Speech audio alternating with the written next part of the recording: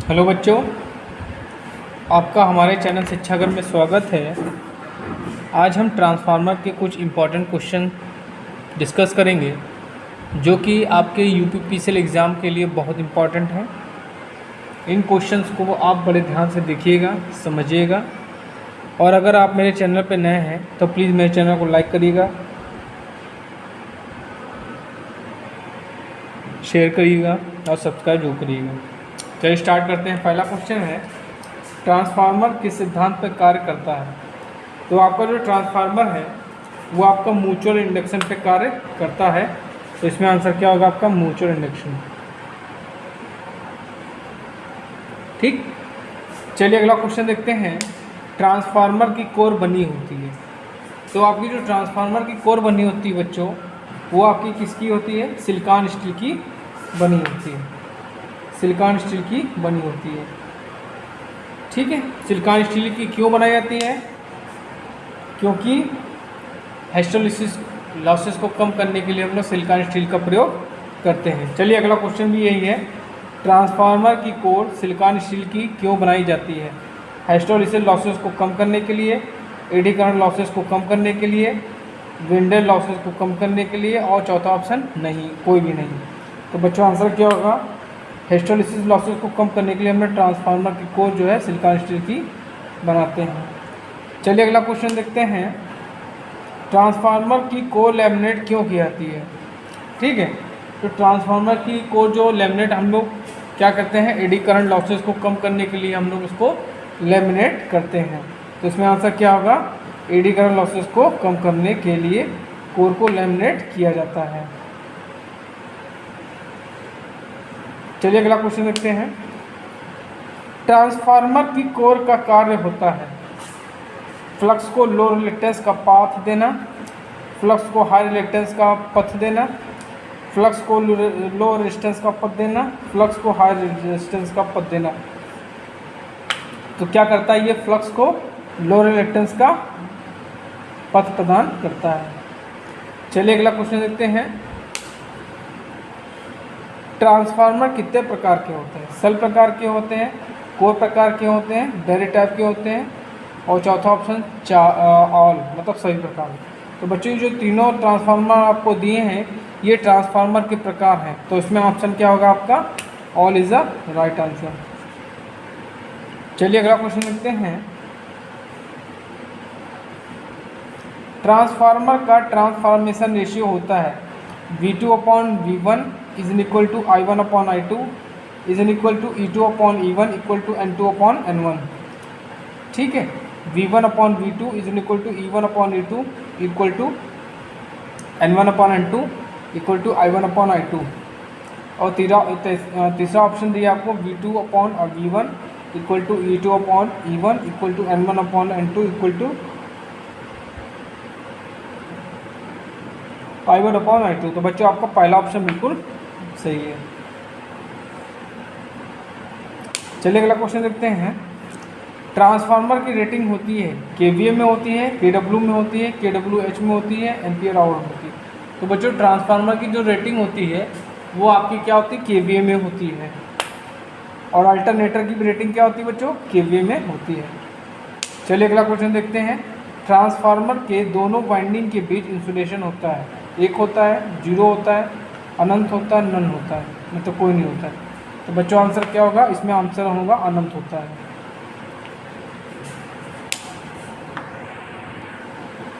Transformer में कौन सा तेल प्रयोग किया जाता है? खनिज तेल, गरी का तेल, आंवले का तेल, नन।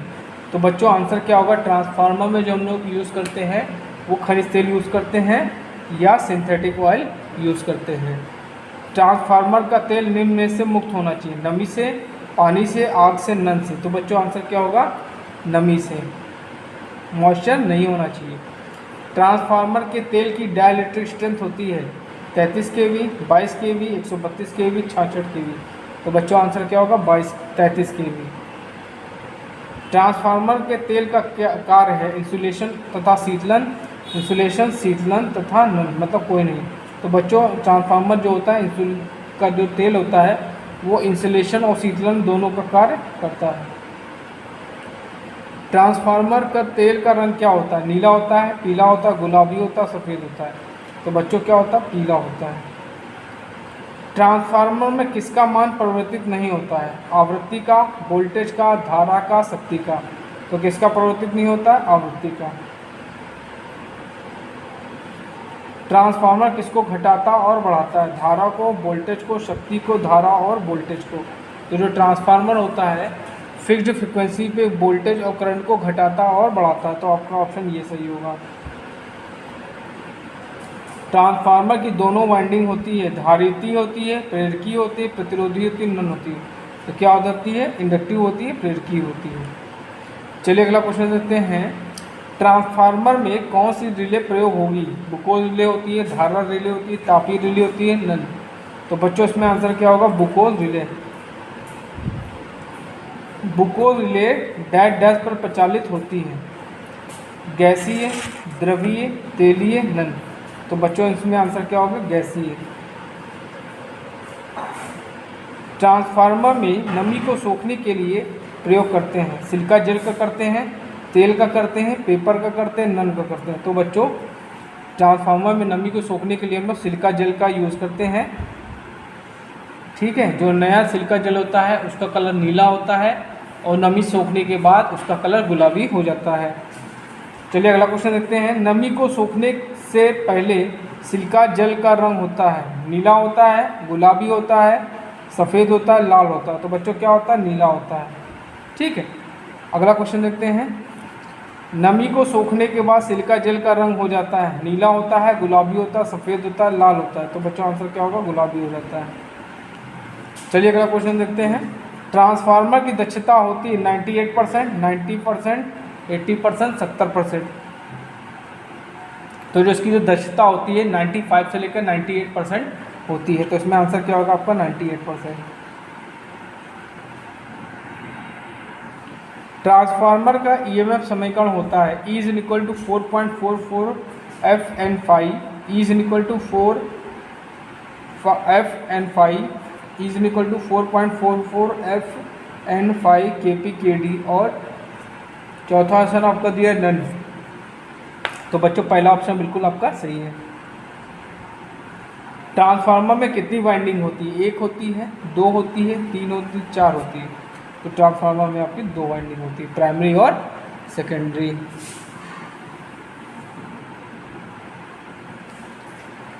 ट्रांसफार्मर में यदि प्राइमरी वाइंडिंग में टर्न ज़्यादा है तो वह ट्रांसफार्मर कहलाएगा, स्टेप अप कहलाएगा, स्टेप डाउन कहलाएगा, ऑटो ट्रांसफार्मर कहलाएगा, नन कहलाएगा।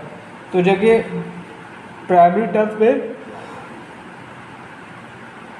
प्राइमरी वाइंडिंग में टर्न ज़्यादा है तो आपका क्या कहलाएगा? ये स्टेप डाउन ट्रांसफार्मर कहलाएगा। अगर सेकेंडरी में टर्न ज़्यादा होंगे तो स्टेप अप ट्रांसफार्मर कहलाएगा। तो ये होगा आपका स्टेप डाउन। चलिए अगला क्वेश्चन देखते हैं।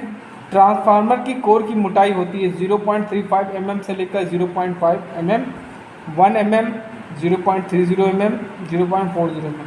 तो बच्चों आंसर क्या होगा? पहला ऑप्शन बिल्कुल सही है। चलिए अगला क्वेश्चन देखते हैं। ट्रांसफार्मर में I0 का मान होगा 2% से लेकर 5% लोड धारा का, 0.2% से लेकर 0.5% लोड धारा का, 3% से 10% लोड धारा का, नन। तो बच्चों पहला ऑप्शन बिल्कुल आपका सही है। ट्रांसफार्मर कोर पटलन डैश डैश द्वारा रोधन किया जाता है, कागज़ के द्वारा, संचेतित कागज़ के द्वारा, सूती टेप, वार्निश। तो बच्चों आंसर क्या होगा? लेमिनेशन जो हम लोग करते हैं वो किससे करते हैं? वार्निश से करते हैं। चलिए अगला क्वेश्चन देखते हैं। आदर्श ट्रांसफार्मर की दक्षता होती 100% होती, 90% होती, 80% होती, 50% होती।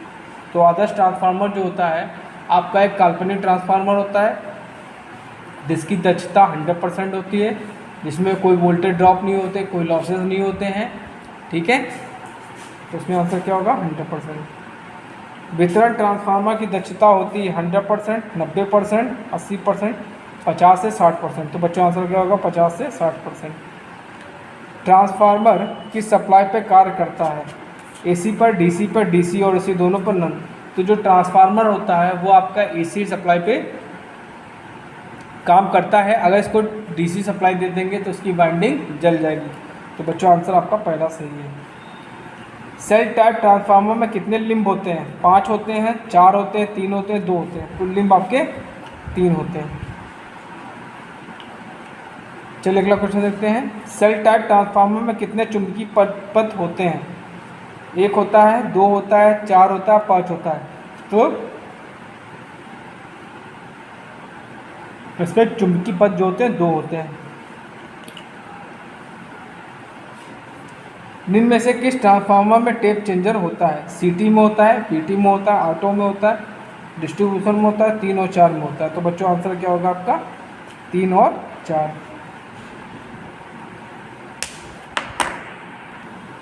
ट्रांसफार्मर में कौन सी हानियाँ फिक्स्ड मानी जाती हैं? Iron losses, copper losses, vendor losses. तो बच्चों आंसर क्या होगा? Iron losses. ट्रांसफार्मर में कौन सी हानियाँ लोड पर डिपेंड करती हैं? Iron losses, copper losses, vendor losses. तो लोड पे कौन सी लॉसेस डिपेंड करती हैं? आपकी कॉपर लॉसेस।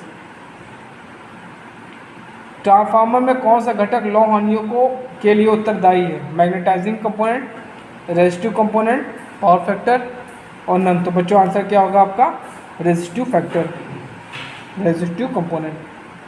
ट्रांसफार्मर में कौन फ्लक्स को स्थापित करता है? Magnetising component, resistive component, power factor, none. तो बच्चों आंसर क्या होगा? Magnetising component. ट्रांसफार्मर मैक्सिमम दक्षता होती है जब आयरन लॉस कॉपर लॉसेस के बराबर हो, आयरन लॉस कॉपर लॉसेस से बड़ी हो, कॉपर लॉस आयरन लॉसेस से बड़ी हो, नन। तो बच्चों आंसर क्या होगा? जब दोनों लॉसेस बराबर होती हैं तो ट्रांसफार्मर की जो दक्षता होती है वो क्या होती है? मैक्सिमम होती है। ट्रांसफार्मर में लौ हानियाँ किस टेस्ट में मापी जाती हैं? Open circuit test, short circuit test, block rotor test. तो देखिए ओपन सर्किट टेस्ट से हम लोग लौ हानियाँ ज्ञात करते हैं। ट्रांसफार्मर में कॉपर हानियाँ किस टेस्ट में मापी जाती हैं? Open circuit, short circuit, block rotor test. तो जो आपकी कॉपर हानियाँ हैं वो शॉर्ट सर्किट टेस्ट में मापी जाती हैं। ट्रांसफार्मर फ्रिक्शन लॉसेस होते हैं, कम होते हैं, ज़्यादा होते हैं, शून्य होते हैं, नन। जो ट्रांसफार्मर में जो होते हैं फ्रिक्शन लॉसेस वो क्या होते हैं? शून्य होते हैं, क्योंकि ये स्टैटिक डिवाइस है, जहाँ पे रख दिया जाता है वो वहीं पे स्टेबल रहता है। तो बच्चों शून्य। ट्रांसफार्मर का वर्किंग प्रिंसिपल किसके समान होता है? 3 phase induction motor, synchronous motor, single phase induction motor, none. तो 3 फेज इंडक्शन मोटर के समान इसका वर्किंग प्रिंसिपल होता है। ट्रांसफार्मर की दक्षता होगी output upon input into 100, input upon output, output equal to input. तो बच्चों आंसर क्या होगा? Output upon input into 100।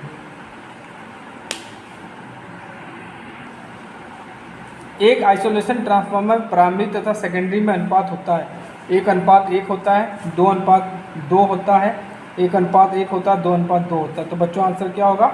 Isolation transformer में अनुपात जो होता है आपका क्या होता है? 1:1 होता है।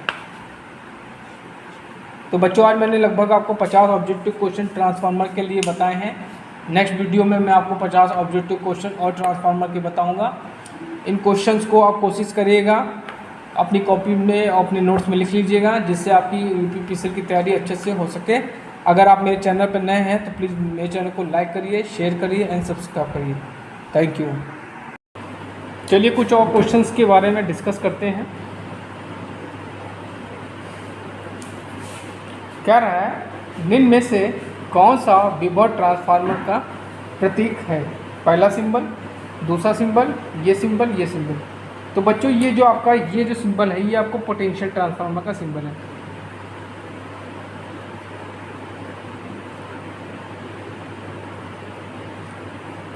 चलिए अगला क्वेश्चन देखते हैं। किस रूपांतरण के लिए स्कॉट टी ट्रांसफार्मर कनेक्शन का उपयोग किया जाता है? 3 फेज से सिंगल फेज, सिंगल फेज से 3 फेज, सिंगल फेज से 2 फेज, 3 फेज से 2 फेज। तो बच्चों चौथा ऑप्शन बिल्कुल सही है। जो इसको आपका स्कॉट कनेक्शन होता है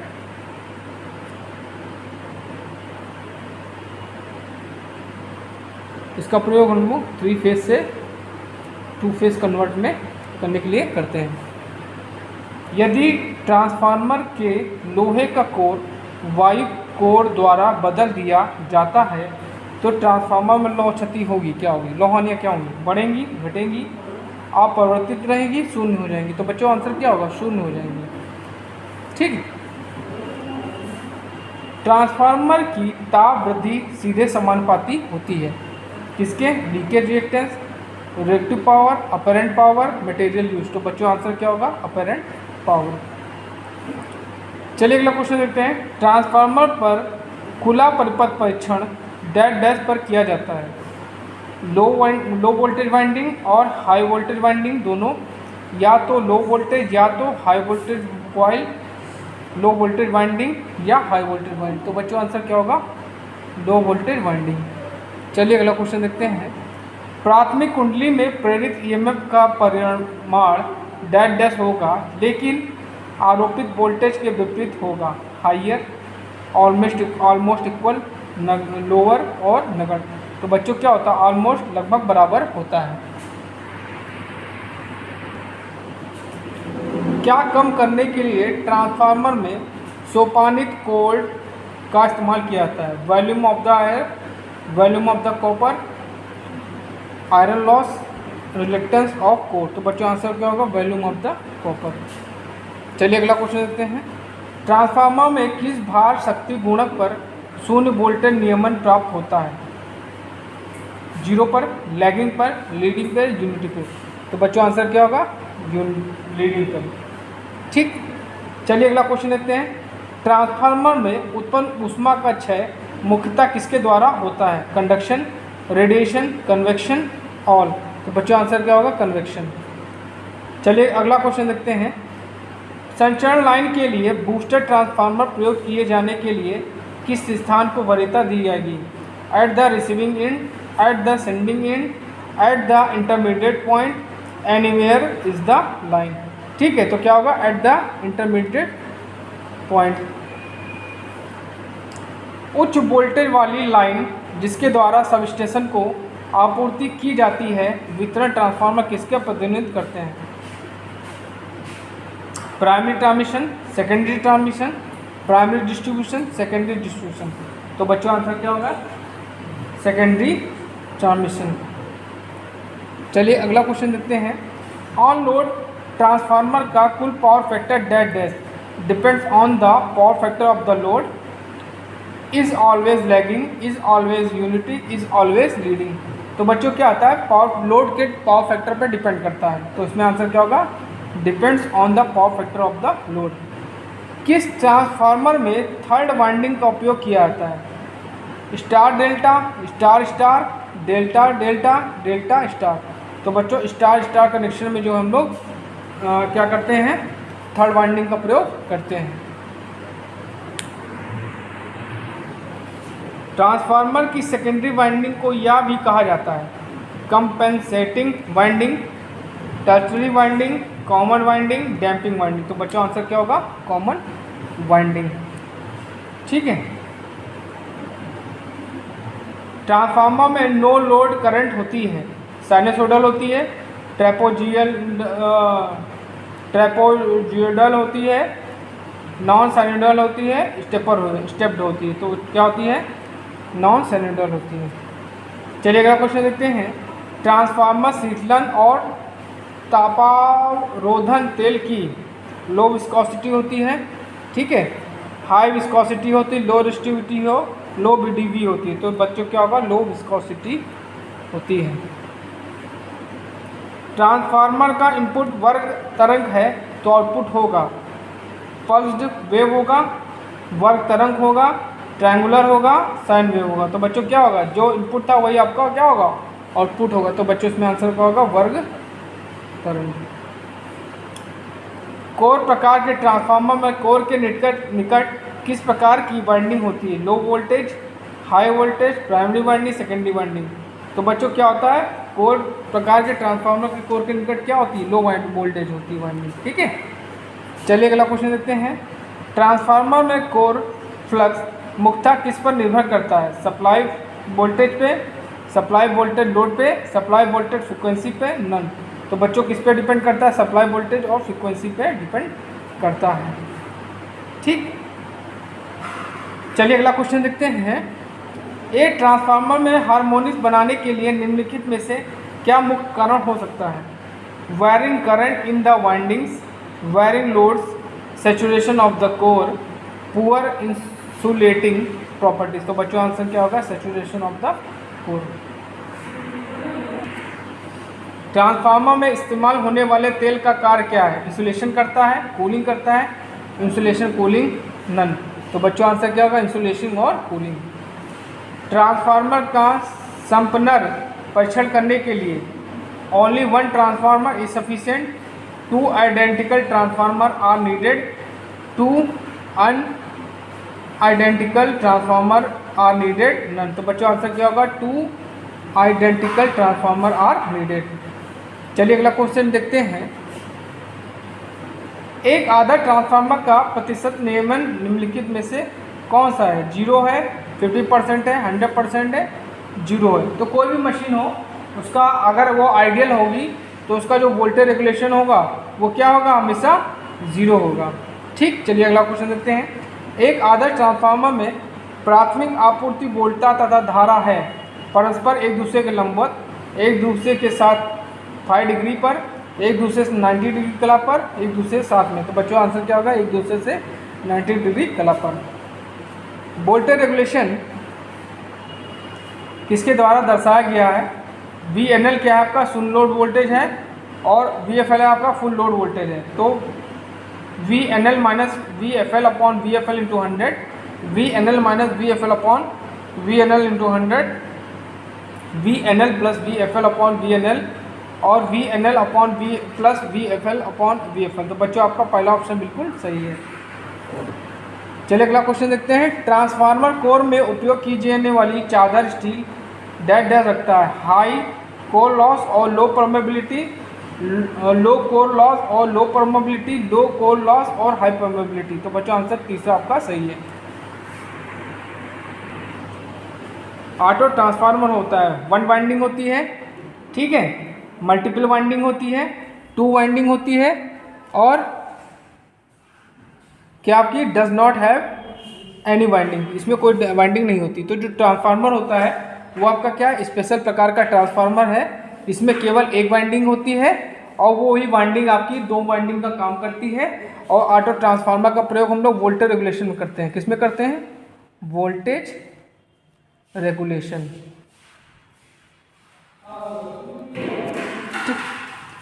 चलिए अगला क्वेश्चन देखते हैं। फ्लक्स डेंसिटी किसे प्रभावित करता है? हिस्टोलिसिस और एडी करंट लॉसेस दोनों में से कोई नहीं, और केवल भंवर धारा हानि, केवल कोर हानि, केवल हिस्टोलिसिस लॉस। तो बच्चों आंसर क्या होगा? केवल कोर हानि। चलिए अगला क्वेश्चन देखते हैं। इलेक्ट्रिकल पावर ट्रांसमिशन में डैश डैश विन्यास ट्रांसफार्मर का व्यापक इस्तेमाल होता है? ना तो स्टार डेल्टा, ना तो डेल्टा स्टार, दोनों स्टार डेल्टा तथा delta star, star delta, delta star. तो बच्चों आंसर क्या होगा? दोनों स्टार डेल्टा तथा डेल्टा स्टार। निम्नलिखित में कौन सा ट्रांसफार्मर सबसे छोटा है? 1 kVA, 1 kVA 50 hertz, 1 kVA 400 hertz, 1 kVA 200 hertz, 1 kVA 600 hertz. तो बच्चों आंसर क्या होगा? 1 kVA 600 हर्ट्ज। चलिए अगला क्वेश्चन देखते हैं। पावर ट्रांसफार्मर में कितनी मैक्सिमम इफिशियंसी के लिए डिज़ाइन किया जाता है? लगभग पूरे भार पर, पूरे भार का 70%, पूरे भार का 50%, बिना किसी भार के। तो ये क्या होता है? लगभग पूरे भार पर डिज़ाइन किया जाता है। चलिए अगला क्वेश्चन देखते हैं। सीटी और पीटी आमतौर पर संबंधित मात्रा को बढ़ाने के लिए, दोनों, संबंधित मात्रा को घटाने के लिए कोई नहीं। तो देखिए जो सीटी पीटी है, ठीक है, वो क्या है? इसमें आंसर क्या होगा आपको? दोनों संबंधित मात्रा को घटाने के लिए होगा। बच्चों क्या होगा इसमें आंसर? घटाने के लिए, ठीक है। सीटी आपका क्या स्टेप अप ट्रांसफार्मर है, और आपका पीटी क्या है? स्टेप डाउन है। ये करंट को घटाता है, ये वोल्टेज को घटाता है। ट्रांसफार्मर हेतु एक अच्छे विद्युत रोधी तेल का न्यूनतम फ्लैश बिंदु क्या होना चाहिए? 140 डिग्री सेल्सियस होना चाहिए, 240 डिग्री सेल्सियस होना चाहिए, 200 डिग्री सेल्सियस, 180। तो बच्चों फ्लैश बिंदु आपका क्या होना चाहिए? 140 डिग्री सेल्सियस होना चाहिए। और जो आपका डाइलेक्ट्रिक स्ट्रेंथ है वो क्या होनी चाहिए? ये आपकी 40 kV से कम नहीं होनी चाहिए। ठीक है। और विद्युत जो तेल होता है वो क्या होना चाहिए, मॉइस्चर से फ्री होना चाहिए। ठीक है। किसी ट्रांसफार्मर में यदि भार आधा कर दिया जाए तो ताम हानि होंगी, आधी हो जाएगी, 1/4 हो जाएंगी, अपरिवर्तित रहेगी, दुगने हो जाएगी। तो बच्चों आंसर क्या होगा, 1/4 हो जाएगी। 2 सिंगल फेज ट्रांसफार्मर के सफल समांतर प्रचालन के लिए किस शर्त का पालन होना आवश्यक है? 1 सी लौहनिया, 1 सी ध्रुवता, 1 सा केवीए रेटिंग, 1 ही प्रतिबाधा प्रति इकाई। तो बच्चों आंसर क्या होगा, पोलैरिटी सेम होनी चाहिए। ठीक है। चलिए अगला क्वेश्चन देखते हैं। ट्रांसफार्मर के प्राइमरी में दी गई वोल्टा V1 तथा उत्पन्न फ्लक्स के बीच में फेज एंगल कितना होता है? 180 डिग्री, 90 डिग्री, 0 डिग्री और 45 डिग्री। ठीक। तो क्या होगा, इसमें आंसर होगा आपका 90 डिग्री। चलिए अगला क्वेश्चन देखते हैं। उच्चतम रेटिंग का ट्रांसफार्मर निम्नलिखित में से किस अनुप्रयोग में लाया जाता है? Distribution, transmission, generation, sub station. तो बच्चों आंसर क्या होगा, जनरेशन। चलिए लास्ट क्वेश्चन देखते हैं। मीटर व रिले में प्रयुक्त होने वाले सिटी में समानता डैश होता है? 1:2 रेशियो होता है, 5:1 रेशियो होता है, और क्या होता है 5 एम्पियर सेकेंडरी प्राइम, और क्या है आपका प्राइमरी 5 एम्पियर प्राइमरी। तो बच्चों इसमें आंसर क्या होगा, इसमें जो आंसर होगा आप लोग कमेंट बॉक्स में जो बताइएगा। ठीक है। और अगर आप मेरे चैनल पर नए हैं तो प्लीज़ मेरे चैनल को लाइक करिए, शेयर करिए, सब्सक्राइब करिए, जिससे आपकी अच्छे से तैयारी हो सके।